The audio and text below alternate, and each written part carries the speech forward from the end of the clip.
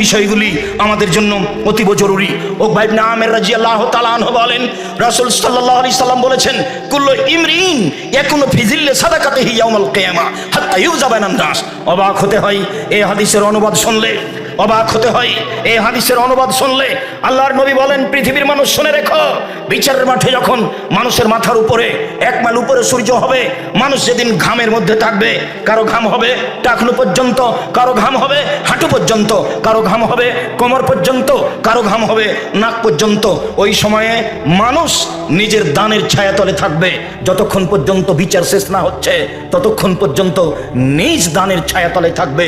এ কথা মুহাম্মদ সাল্লাল্লাহু আলাইহি সাল্লাম বলেন।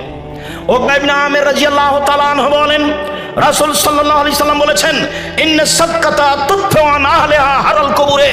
নিশ্চয় দান কবরবাসীর শাস্তিকে মিটিয়ে দেয়, বন্ধ করে দেয়। অত্র হাদিস প্রমাণ করে যে